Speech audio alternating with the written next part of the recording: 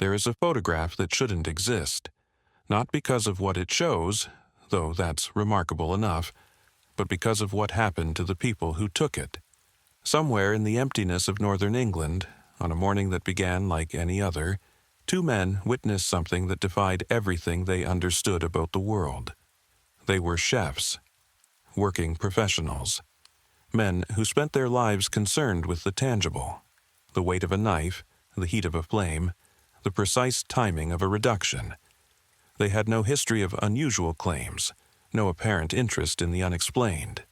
They weren't looking for anything extraordinary, but extraordinary found them anyway. According to the accounts that survive, and I use that word carefully because so little of this story has truly survived, they were driving through rural countryside when they saw something hovering above a field, something massive, something silent, something that shouldn't have been there. They stopped, they hid, and one of them, with hands that must have been trembling, raised a camera and captured a single photograph.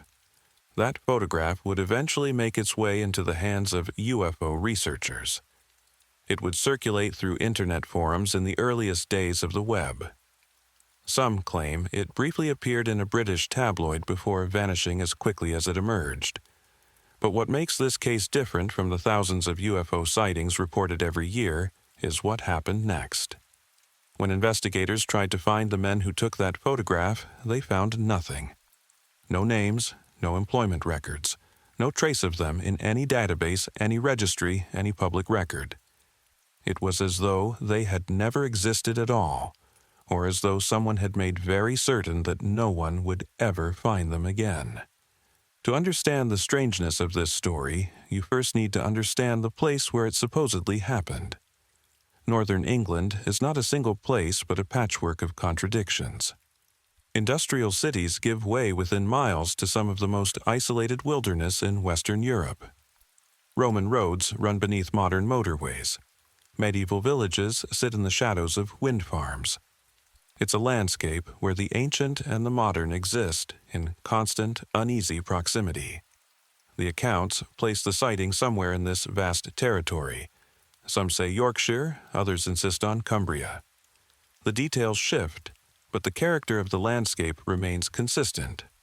Open farmland, rolling hills, long stretches of road where you can see for miles, but where help, if you needed it, would be very far away. The kind of place where something could happen and no one else would ever know. Chefs in the early 2000s often traveled these roads. They sourced ingredients from local farms, moved between jobs, navigated by memory and paper maps. On the morning in question, sometime between 2001 and 2004, two of them were making such a journey. It was early, the sky was overcast, the kind of heavy gray that northern England does better than anywhere else. And then one of them saw something in a field to their left, something that made him tell the driver to stop the car. Everything that follows comes from second-hand accounts. The witnesses never spoke publicly, never wrote down their experience, never appeared anywhere to tell their story directly. What we have are reconstructions based on what they allegedly told researchers who themselves have proven difficult to locate. According to these accounts, the object was already there when they noticed it. Not descending or ascending, just present, hovering 50 to 100 feet above an open field. Metallic, reflecting the gray light in a way that made it appear almost luminous. A classic disc shape with a pronounced dome on top. The edges were sharp, defined. None of the blur that plagues most UFO photographs. Whatever it was, it had clear physical boundaries. The size is harder to establish, but the witnesses described it as massive, comparable to a large house or a commercial aircraft. And it was silent, completely silent. No engine noise, no rotor wash, no disturbance of any kind. Just a metallic structure hanging in the air as though gravity had forgotten to apply. Fear, not curiosity, was their first reaction. They reportedly left the road and concealed themselves behind a hedgerow or a stand of trees. They watched from this position, crouched in wet grass, trying to make sense of what they were seeing. At some point, one of them remembered the camera.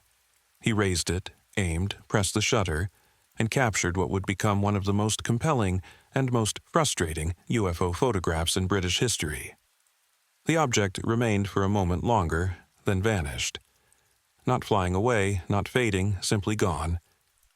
The photograph, according to those who claim to have seen it, showed a metallic disc hanging against an overcast sky. Slightly off-center as though taken quickly, the surface showed variations in tone, reflections, shadows, structural features. The edges were crisp.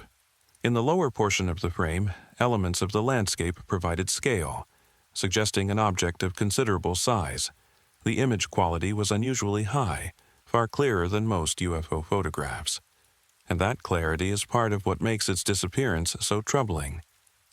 Tracing the photograph's path leads us into the early internet, a world of message boards, email lists, and websites that looked like digital scrapbooks. UFO communities thrived there, sharing sightings and theories long before social media existed. The photograph reportedly moved through this ecosystem, passed from person to person, group to group. Some say it appeared briefly on a forum. Others insist it circulated only through private email lists. And then there's the tabloid claim that a British newspaper published it once, then pulled it. No archive contains it. No record remains. Either it never happened, or someone was very thorough in removing it. In a normal case, this is where the investigation would begin.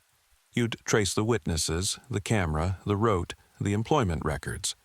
But every thread led nowhere. The witnesses gave only first names, common ones. No surnames, no verifiable contact information, no employment history that matched, no colleagues who remembered them. The photograph existed only in copies, stripped of metadata. The original was never found, and the witnesses themselves never resurfaced. Skeptics argue that this story has all the hallmarks of an urban legend: vague details, shifting locations, anonymous witnesses, a conveniently lost photograph. They point out that the early 2000s were fertile ground for hoaxes, with accessible photo editing tools and a public still learning to navigate digital evidence. They note that chefs make perfect fictional witnesses, credible but hard to trace, and they observe that the narrative follows a familiar template: extraordinary sighting, brief circulation, sudden disappearance. Believers counter that no one has ever claimed credit for a hoax. No one has profited. No one has stepped forward, even decades later, to reveal the deception. They point to researchers who treated the case seriously at the time. They highlight the thoroughness of the disappearance, far beyond what most anonymous witnesses achieve. And they raise the unsettling possibility that someone intervened, that the witnesses were contacted, that the photograph was removed, that the silence was enforced. There is no evidence for suppression, but there is no evidence against it either. The early internet was easier to manipulate than today's. A determined actor could erase something before it spread, and Britain's history with UFO incidents includes cases where official interest was undeniable. After months of searching, contacting researchers, digging through archives, and following every thread, the trail ends in silence. The photograph remains hidden. The witnesses remain unknown. The truth remains out of reach. Something happened in northern England in the early 2000s. Something that generated a photograph, a story, and a mystery that refuses to resolve. There is a particular kind of unease that comes from stories without endings. We crave closure. We want to know what happened, why it happened, what it meant. When we don't get that closure, the mind loops back again and again, searching for answers that aren't there. This case exploits that need mercilessly. If the chefs had been exposed as hoaxers, we could move on. If they had been confirmed as genuine witnesses, we could adjust our understanding of the world. But we have neither, only absence, only silence. I think about those two men sometimes, whoever they were, wherever they are. I imagine them on that empty road, watching something impossible hang in the air. I imagine the shutter clicking. I imagine the silence afterward, the drive home, the decision to tell someone, the moment when they stepped into a story that would eventually swallow them. The moors of northern England are quiet places. On a gray morning, with fog clinging to the valleys, you could drive for miles without seeing another soul. If you were there at the right moment, you might see something you couldn't explain. And then you would face a choice: speak or stay silent. Two chefs made their choice. They spoke, they shared their photograph, and then they disappeared. Whether they are still out there, living quiet lives, or whether something darker happened, I cannot say. What remains is the silence they left behind. A silence that resists investigation, resists closure, resists understanding. Some mysteries have answers. Some are puzzles waiting to be solved, and some are simply empty spaces where answers should be. The vanishing witness has left behind a photograph no one can find, a sighting no one can verify, and an absence no one can explain. And in the gray light of a northern English morning, that absence feels heavier than any answer ever could.